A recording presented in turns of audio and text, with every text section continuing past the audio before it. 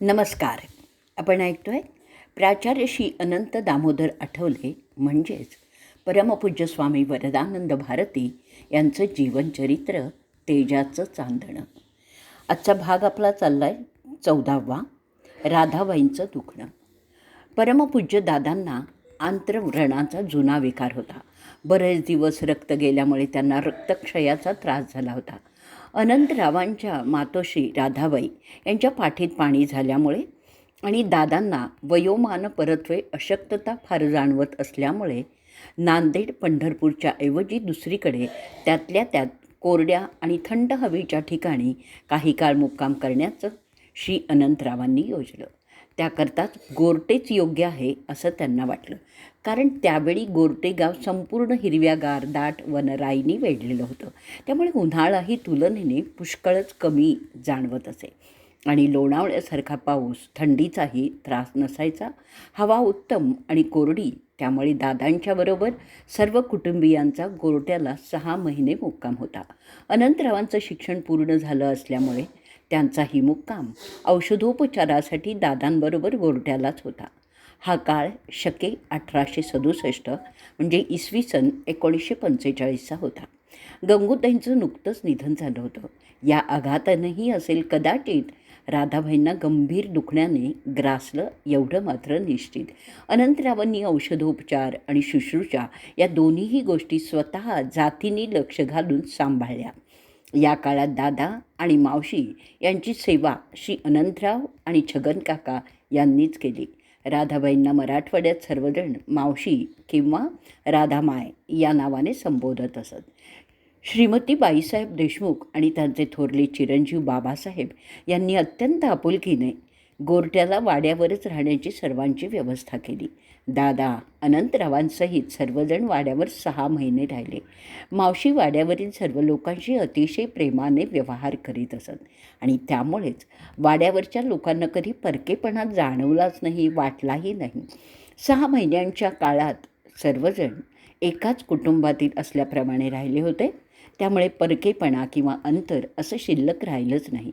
गोरट्याच्या या निवासात दिवाळीचा सण आला होता. देशमुख वाड्यावरची दिवाळी अतिशय आनंदाने पार पडली. 2 सत्पुरुषांच्या संगतीत संस्मरणीयही झाली. अनंतरावांच्या प्रयत्नाने आणि योग्य औषधोपचाराने दादांना आणि मावशींना प्रकृती स्वास्थ्य लाभलं. दिवाळी झाली. पुढे श्री ज्ञानेश्वर पुण्यतिथीचा उत्सव होता. श्रीमती बाईसाहेब आणि बाबासाहेब यांच्या आग्रहाखातर हा उत्सव वाड्यावरच करण्याचं निश्चित झालं. देशमुख वाड्यावर पुन्हा दिवाळीच्या सणासारखं उत्साही वातावरणही निर्माण झालं. उत्सवाच्या निमित्ताने श्री ज्ञानेश्वरी, श्री तुकाराम गाथा, श्रीमद दासबोध, श्री गोदा महात्म्य या ग्रंथांची पारायणं करण्याचं निश्चित झालं. अनंतरावांनी 5ही दिवस श्री नरसिंह मेहता पुत्र, श्री तुकाराम, श्री नरहरी सोनार, श्री ज्ञानेश्वर आणि शेवटच्या दिवशी गोपाळ काला अशी कीर्तनं केली. कार्तिक वद्य त्रयोदशीचा श्री ज्ञानेश्वर पुण्यतिथीचा उत्सव दरवर्षी दामोदराश्रमात पंढरपूरला साजरा होत असे. इतरत्र कुठेही कधीही झाला नाही. पण अपवाद म्हणून श्रीमती बाईसाहेबांच्या आणि बाबासाहेबांच्या प्रेमाखातर यावर्षी गोरट्याला झाला. गोरट्यात 6 महिने वास्तव्य असल्यामुळे गोरटे परिसरातील गावागावांमधून दादांच्या दर्शनाला येणाऱ्यांची गर्दी वाढतच चालली होती. देशमुख वाड्यावर व्यवस्थेचा ताण वाढत जाईल असं दादांना तीव्रतेने वाटायला लागलं आणि तसं त्यांनी बोलूनही दाखवलं. त्या काळात दादांच्या इच्छेनुसार श्री महादेव मंदिरानजीक बेलाच्या आणि पिंपळाच्या भव्य झाडाखाली विहिरीजवळ परिसरातच त्यांच्यासाठी राहण्याची स्वतंत्र व्यवस्था करण्याचं ठरवलं. गावातील आणि नांदेड, मुखेड, उमरी, देगलूर, कळमनुरी, हिंगोली, धर्माबाद, परभणी इत्यादी गावच्या भाविकांनी सहकार्याने बांधकामाची तरतूदही केली. त्या पवित्र जागेची पायाभरणी म्हणजेच भूमिपूजन अनंतरावांच्या हस्ते झालं. इथे निवासासाठी 4 खोल्या बांधण्यात आल्या. समोरासमोर 2-2 खोल्या, तळघर आणि मध्ये ओसरी अशी रचना करण्यात आली. शके 1867 ते 68 म्हणजेच 1945 ते 46 पासून परमपूज्य दादांचं अनंतरावांचे वास्तव्य याच जागेत असायचं. श्रीदासनवमी, बीजषष्ठी इत्यादी उत्सव गोरट्याला या जागेतच व्हायला लागले. दादांचं वाड्यावरचं राहणं नसलं तरी सर्व शिधा, दूध, दुभतं मात्र वाड्यावरूनच येत असे. दादांनी श्री अनंतरावांच्या पुण्याच्या 4 वर्षाच्या वास्तव्यात त्यांची कीर्तनं निरनिराळ्या ठिकाणी घडवून आणली. पुण्यातील विचक्षणांकडून हे नाणं पारखून घेतलं. त्यांच्याशी अनंतरावांचा परिचय घडवला. दादांची खात्री पटली की आपल्याला वाटलं त्यापेक्षाही अनंता फार लवकर तयार झाला आहे. आपल्या अपेक्षेपेक्षाही अधिक कर्तबगार तो निघालेला आहे. अनंतराव शिक्षण संपवून शके 1866च्या आषाढ श्रावणमध्ये म्हणजे जुलै ऑगस्ट 1944मध्ये पंढरपूरला आले. दादांनी 44 सालापासून सर्व उत्सवातील कीर्तनं प्रवचनं त्यांनाच करायला सांगितली. दादांच्या काळात प्रवचनाची तशी फारशी पद्धत नव्हती. अनंतरावांनी ती हळूहळू रूढ केली. दादा कीर्तनांची आमंत्रणं स्वीकारत आणि अनंतरावांना पाठवून देत. त्यांनी शिर्डीचा रामनवमी उत्सवही अनंतरावांनाच करण्यास सांगितला. अनंतराव दादांच्या बरोबरच कीर्तनासाठी प्रवासात जात असत. शके 1866 ते 67 म्हणजेच 1944 ते 45 यामध्ये सावतेबुवांच्या समाधी मंदिरात संहिता स्वाहाकार करण्याची बाबांची तीव्र इच्छा होती. 8-10 दिवस कीर्तन चालायचं. ती सर्व अनंतरावांनीच केलेली आहेत. मिरजेचे संस्थानिक तात्यासाहेब पटवर्धन यांनी या कार्यक्रमाला उत्तम सहकार्य केलं. दादा म्हणतील त्याप्रमाणे पुढचं जीवन आकार घेणार होतं. दादा कीर्तनाच्या निमित्ताने प्रवास करीत असत. अनंतराव आणि छगनरावही त्यांच्याबरोबर प्रवासात त्यांच्या सेवेतच असत. अनंतरावांचा शके 1866 ते 1870 म्हणजेच इसवी सन 1944 ते 48 हा काळ भ्रमंतीचा होता. अनंतरावांना त्यांच्या सासूरवाडीचे लोक विचारित असत, अनंतराव तुम्ही वैद्य झालात, आता पोटापाण्याच्या उद्योगाला कधी सुरुवात करणार? अनंतराव अगदी गप्प राहून हे सर्व बोलणं ऐकत असत. 2-3 वेळा पटवर्धनांनी विषय काढल्यावर अनंतराव म्हणाले, तुमच्या भाचीची तक्रार आहे का? त्यावर ते म्हणाले, नाही. श्री अनंतराव उत्तरले, मग तुम्ही चिंता करू नका. शिकला सवरलेला तरुण जावई उद्योगधंदा न करता नुसताच फिरत असेल तर मुलीच्या घरच्या लोकांना असं वाटणं स्वाभाविकच होतं. परंतु अनंतरावांना मात्र कधीही ना वर्तमानाची ना भविष्याची चिंता वाटली. दादांच्या निर्णयावर त्यांचा पूर्णपणे विश्वास होता. ज्यांनी इतक्या खस्ता काढून माझं शिक्षण केलं ते माझ्या भविष्याची चिंता वाहणार नाहीत का, अशीच त्यांची ठाम धारणा होती. अनंतराव आणि छगनराव दोघेही सर्व प्रकारची कामं करीत असत. रानात जाऊन लाकूड फाटा, पत्रावळी लावण्यासाठी पळसाची पानं आणण्यापासून कीर्तन करण्यापर्यंत सगळी कामं अनंतराव करीत असत. तसंच दादांचं अंग दाबून देण्यापासून कीर्तनात साथ करण्यापर्यंत सगळी घरची बाहेरची कामं छगनराव करीत असत. पडेल ते काम करण्याचा संकोच कधी अनंतरावांना वाटलाच नाही. घरी दारी काम करताना छगनरावांनी कधी आळस टाळाटाळ ही केली नाही.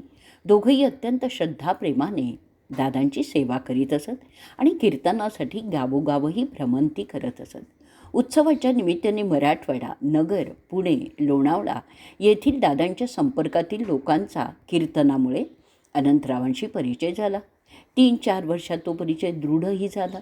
लोकांना अनंतराव हे संबोधन आता औपचारिक वाटायला लागलं. मराठवाड्यातील लोक त्यांना सुरुवातीपासूनच आप्पा म्हणत असत.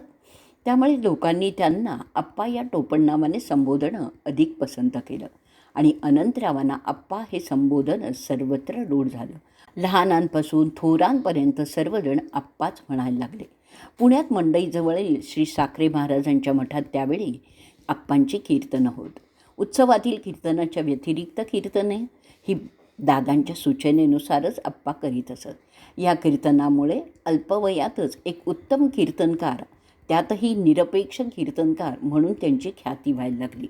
शके 1866मध्ये म्हणजेच इसवी सन 1944 पोटदुखीचा अतिशय त्रास होऊ लागल्यामुळे पुण्याच्या डॉक्टर श्री भडकमकर यांच्या सल्ल्यावरून मुंबईच्या टाटा रुग्णालयात तपासणी करून घेण्यासाठी दादांनी विलेपार्ल्याला श्री भवानीशंकर गणपत सशीतल यांच्याकडे मुक्काम केला होता.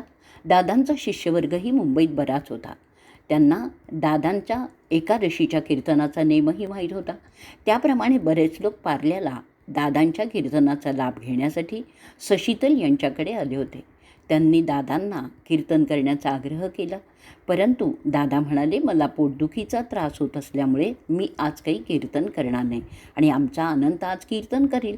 तरीही भाविक मंडळी दादांनाच कीर्तन करण्याविषयी वारंवार आग्रह करीत होते. पण दादा परत म्हणाले, नाही, अनंताच कीर्तन करील. त्याचं कीर्तन तुम्ही ऐकलं नाही म्हणून आज ऐका. मंडळींचा नाईलाज झाला. थोडीशी नाराजी दाखवून मंडळी कीर्तन श्रवणास बसली. दादांच्या आज्ञेप्रमाणे आप्पांनी कीर्तन केलं. श्री तुकाराम आख्यान लावलेलं होतं.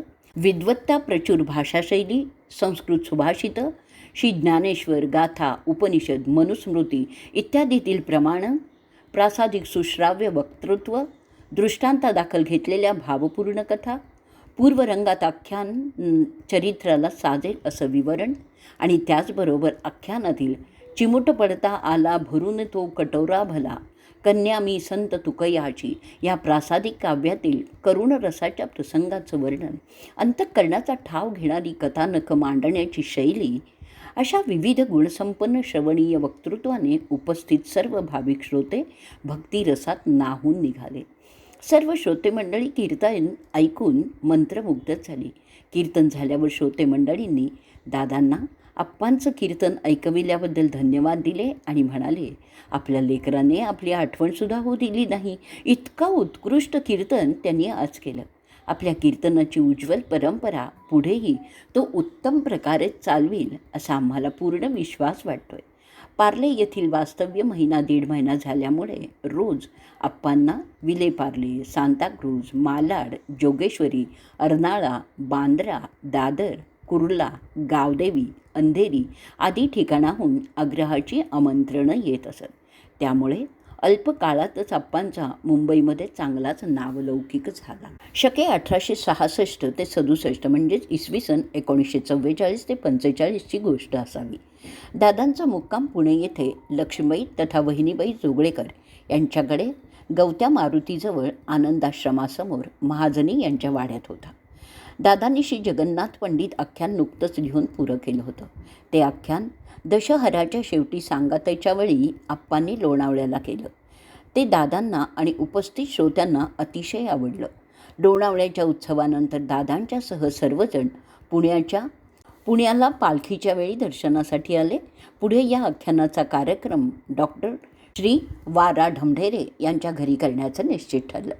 डॉक्टर ढमढेरे यांनी आप्पांची कीर्तनं ऐकली होती, त्यामुळे आप्पांचं कीर्तन आपल्याकडेच व्हावं असं त्यांना वाटत होतं. त्यांनी आप्पांचं कीर्तन ठरवलं आणि पुण्यातील अत्यंत निवडक अशा विविध क्षेत्रातील मंडळींना पाचारण केलं. त्यात प्रसिद्ध साहित्यिक, प्राध्यापक, इतिहासकार आदींचा समावेश होता. दादाही उपस्थित होते. श्रोत्यांनी घर गच्च भरलं होतं. श्रोत्यांमध्ये साहित्य सम्राट नची तथा तात्यासाहेब केळकर उपस्थित होते.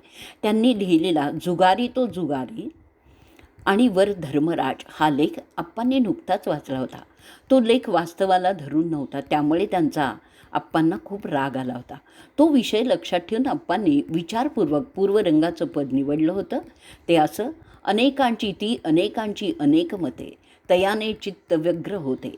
या पदावर आप्पांचा अत्यंत विद्वत्ता प्रचूर असा 1.25 तास पूर्वरंग झाला.